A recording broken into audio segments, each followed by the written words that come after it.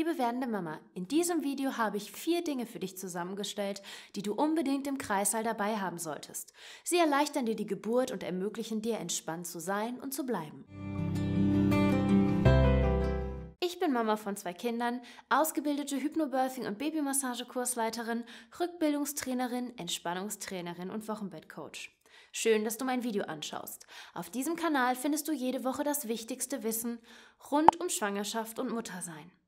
Wenn du neu hier bist, dann lohnt es sich zu abonnieren. Vor allem bei der ersten Geburt hat man besonders in den letzten Wochen der Schwangerschaft oft das Gefühl, man weiß gar nicht, wo man anfangen soll. Gerade hier ist es praktisch, wenn man zumindest eine Idee hat, was man alles für den Kreissaal braucht. Denn es ist nicht nur sinnvoll für die ersten Tage im Krankenhaus nach der Geburt, sondern auch für die Geburt an sich nicht zu vergessen. Ab 3 Wochen vor dem errechneten Entbindungstermin gilt ein Baby nicht mehr als Frühchen und darf jederzeit auf die Welt kommen.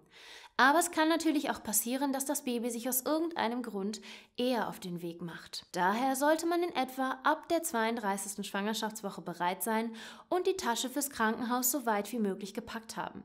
So kann man hier entspannt in Richtung Geburt blicken. Verderbliche Sachen oder Mutterpass, Krankenkassenkarte und Handy kommen natürlich erst beim Aufbruch ins Krankenhaus in die Tasche. Alles andere sollte aber bereits eingepackt sein, damit man bei Geburtsbeginn keinen zusätzlichen Stress hat oder der Partner die letzten Sachen packen muss. Und damit du quasi direkt nach diesem Video starten kannst, deine eigene Packliste zu schreiben oder direkt alles in deine Tasche zu packen, lass uns starten. Punkt Nummer 1.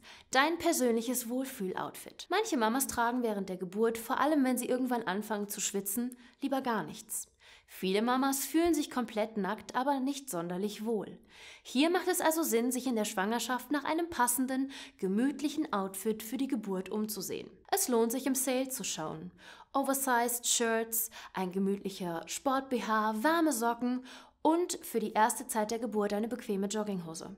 Somit ist man gut vorbereitet und kann selbst wählen, was man letztendlich tragen möchte. Außerdem macht es Sinn, die Sachen bereits vor der Fahrt ins Krankenhaus anzuziehen oder sie ganz oben in die Tasche zu legen, damit die Sachen leicht zu finden sind, auch vom Partner. Denn wenn man die Sachen während der Geburt in der Tasche nämlich nicht finden sollte, weil man es als allererstes eingepackt hat und es ganz unten liegt, hat man leider nicht besonders viel von seinem extra ausgesuchten Outfit.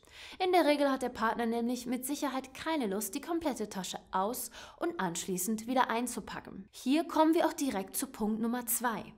Eine Kreissaaltasche. Es macht Sinn, nicht nur eine Tasche für den Krankenhausaufenthalt nach der Geburt zu haben, sondern auch eine kleine Tasche für den Kreissaal zu haben. Hier kann das in Punkt 1 erwähnte Kreissaal-Outfit verstaut werden und ist leicht zu finden.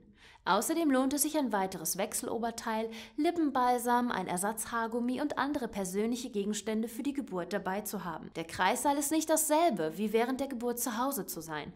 Daher kann es für viele Mamas sehr entspannend sein, etwas Persönliches dabei zu haben, um sich in der fremden Umgebung wohler zu fühlen. Eine Duftkerze, das eigene Stillkissen, ein Glücksbringer oder auch Affirmationskarten mit positiven Sätzen für die Geburt. Und natürlich ist in der Tasche auch Platz für den nächsten Punkt. Punkt Nummer 3. Etwas zum Essen und Trinken. Wenn du nach der Geburt dann auf der Wöchnerinnenstation bist, gibt es Zimmerservice. Im Kreissaal während der Geburt gibt es allerdings nur Getränke. Wasser, für den Begleiter Kaffee und vielleicht Tee. Eine Möglichkeit wäre, zumindest für den Begleiter, sich etwas zu bestellen und liefern zu lassen. Aber wer möchte seine Partnerin schon gerne während der Geburt alleine lassen? Auch wenn es nur für 5 Minuten ist, um nach unten zum Eingang zu gehen. Daher ist es super praktisch, selbst etwas zu essen dabei zu haben. Unverderbliche Sachen wie Bonbons, Müsliriegel oder Traubenzucker kann man bereits einige Wochen vorher einpacken. Wenn man weiß, was man sonst noch mitnehmen möchte, kann man diese Sachen frisch einpacken. Äpfel, Bananen, frische Butterbrote oder andere Sachen, auf die man Lust hat. Unter anderem auch Getränke, die es im Krankenhaus nicht gibt. Säfte zum Beispiel. Überleg dir in den letzten Wochen der Schwangerschaft also, was du gerne isst und trinkst und worauf du während der Geburt eventuell Lust haben könntest. Habe lieber ein wenig zu viel dabei als zu wenig. Sollte etwas übrig sein, kannst du das in den nächsten Tagen aufessen, solltest du nachts beim Stillen Hunger bekommen. Und noch ein kleiner Hinweis nebenbei. Es ist nicht verboten bzw. darf dir nicht verboten werden, während der Geburt zu trinken oder zu essen. Besonders beim Thema Essen gibt es immer noch Kliniken, die das nicht so gerne sehen, im Hinblick auf einen möglichen Kaiserschnitt unter Narkose. Man weiß aber mittlerweile, dass leichte Snacks unter der Geburt neue Energie für die Geburt geben können und sich somit positiv auf die Geburt auswirken. Die Geburt ist wie ein Marathon. Niemand würde einem Marathonläufer während des Laufens verbieten zu trinken oder zu essen. Punkt Nummer 4. Musik. Viele Lebensereignisse verbinden wir mit Musik. Vor allem positive Gefühle in Verbindung mit Musik kann man sich während der Geburt zum Vorteil machen. Gibt es keinen Song aus der Vergangenheit, kann man hier auch in der Schwangerschaft einen neuen Song oder sogar eine ganze Playlist positiv besetzen, sodass die Lieder während der Geburt entspannend wirken. Nutze also die Schwangerschaft gezielt dazu, dir deine Songs für die Geburt mit positiven Gefühlen und Gedanken zu besetzen. So kannst du diese Entspannung und positiven Gefühle quasi auf Knopfdruck starten. Punkt Nummer 5. Ein gut instruierter Geburtsbegleiter. Gerade während der Geburt möchten viele Frauen nicht angefasst und auch nicht angesprochen werden. Sie ziehen sich gerne in sich zurück und konzentrieren sich voll und ganz auf die Geburt und das, was der Körper ihnen kommuniziert. Hier ist es von riesengroßem Vorteil, einen Geburtsbegleiter zu haben, der ganz genau weiß, was du dir wünschst und was du unter der Geburt nicht möchtest, was im besten Fall vermieden werden soll. Er ist der Beschützer der werdenden Mama. Außerdem kann der Geburtsbegleiter darauf achten, dass die werdende Mama genug trinkt und regelmäßig ihre Blase entleert.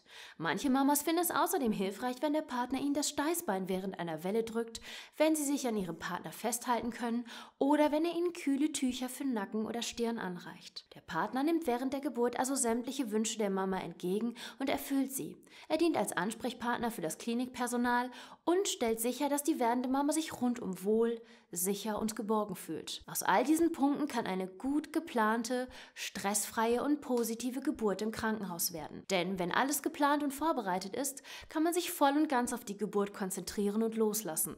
Einer entspannten Geburt steht nichts mehr im Wege. Um noch mehr Mamas auf dieses wichtige Thema aufmerksam zu machen, gib diesem Video ein Like und teile es.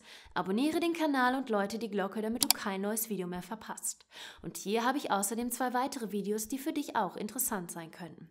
Bis zum nächsten Video. Deine Marie.